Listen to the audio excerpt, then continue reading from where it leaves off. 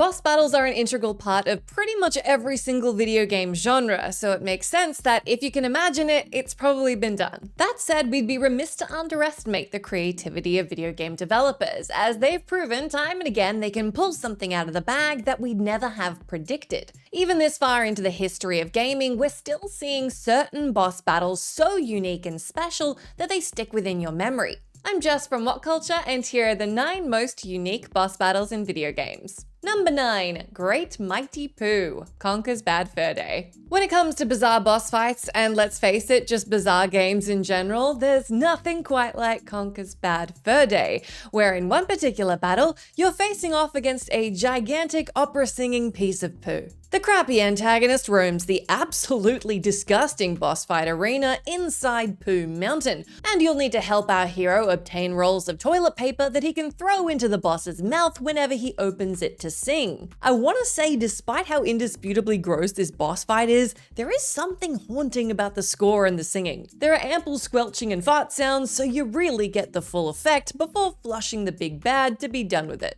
I can't decide what is the most unsettling part of this whole thing, the fact that there's sweet corn everywhere that you can interact with, or the fact that Conker will pick up pieces of chocolate that he finds in this horrible arena and eat it.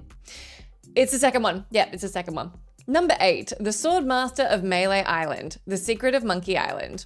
We're stretching the definition of boss battle for this one, but the Swordmaster of Melee Island certainly sounds like a name worthy of a boss, and you need to fight your way up to her, so I'm gonna go ahead and allow it. Also, there's nobody here stopping me, so let's talk insult sword fighting. A staple of the Monkey Island games, insult sword fighting can be found in 3 of its titles, but it kicks off in The Secret of Monkey Island, where Guybrush must best Swordmaster Carla in a battle of words and swords. You'll engage in insults and witticisms that you'll attempt to volley off whatever insult you received prior. For example, Carla will say, "You're a pain in the backside, sir," to which you reply, "Your hemorrhoids are flaring up again, huh?" It's a battle of wits, grace, and pointy swords, and it's pretty darn unique if we do say so ourselves. Number 7. Snake vs. Liquid Ocelot, Metal Gear Solid 4 Guns of the Patriots. This entry isn't unique in its grotesque presentation or previously unheard of fighting mechanics, but because of what a standout moment it is in the Metal Gear franchise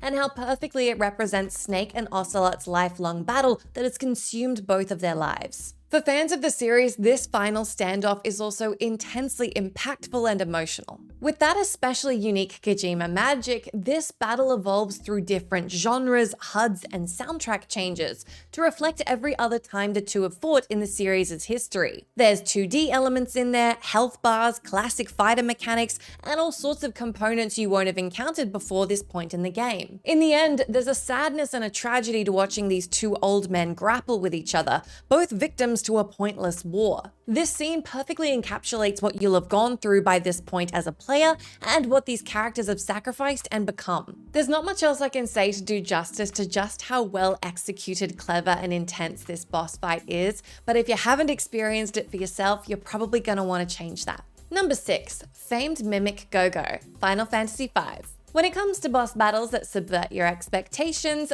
Famed Mimic Go-Go is a great example that does something very special. You'd be forgiven for seeing this encounter as the same as any other and just throwing everything you've got at him, waiting for that health bar to drop, but unfortunately, it's not that simple. You see, Famed Mimic Go-Go is a famed mimic, after all. So everything you hit him with, he'll hit you back and harder. What you'll need to do here is apply some critical thinking and do something you'd probably never want to do in any boss fight, especially one that is happening on a timer, and that is, do nothing.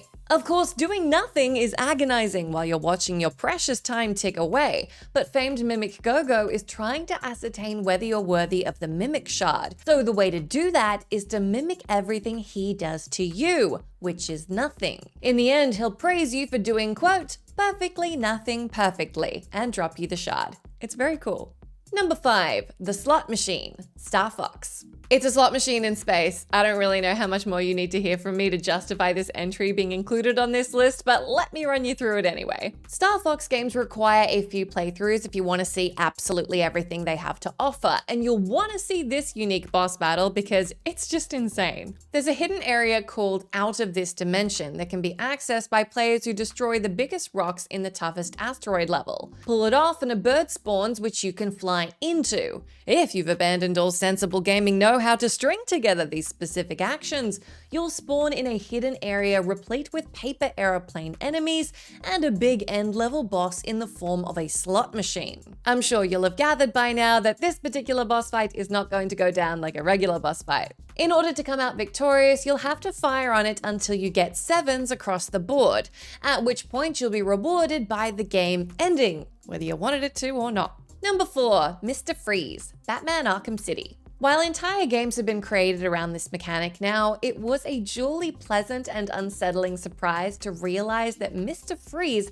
adapts to your attacks in Arkham City. This essentially means you can't fight him in the same way twice, and subsequently that he's super freaking tricky to take down. Every method of attack works precisely once, after which you'll need to execute a beatdown. Once you've done so, he'll counter the attack with a suitable response, like instead of sneaking up on him successfully a second time around, he'll activate his jetpack. Video game enemies are rarely this intelligent, and it makes the fight as clever and unique as it is somewhat frustrating. In this way, he's not only adapting to you, but you need to adapt to him as well, and the harder your difficulty setting, the more times you'll be required to pull off a new takedown. Even when the fight is difficult, there's something delightfully refreshing about dealing with an enemy AI that's actually intelligent.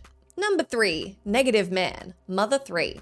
To say that the Mother or Earthbound series is weird really doesn't even begin to cover it. This is a series with UFOs, sentient cabs, and your dad sending you money for killing a lot of things. In Mother 3, the weirdness continues with a very unique boss fight against the aptly named Negative Man. To say Negative Man is not having a good time is putting it really lightly, and you've rocked up to make his day even worse. The yellow rectangle cries the entire time while you chip away at his health, and while his battle theme implies he's a powerful opponent, he only hits you for 1 health point each time he attacks. The whole thing is super depressing, but it is certainly unique. I hope the 3 experience points were worth it, you monster.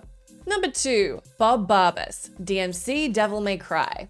It may not be everybody's favorite Devil May Cry game, but whether you love it or hate it, you can't deny the uniqueness of this extraordinarily clever boss fight. Bobbus works for Raptor News Network as a sensationalist reporter, and while that doesn't conjure any ideas of a particularly interesting face-off, he's actually a demon whose true form is a giant floating head made out of screens. The fight transports Dante to earlier fight arenas where you'll battle through the perspective of news chopper angles, as Bobbus derides Dante in the voiceover. It's hugely compelling visually and mechanically.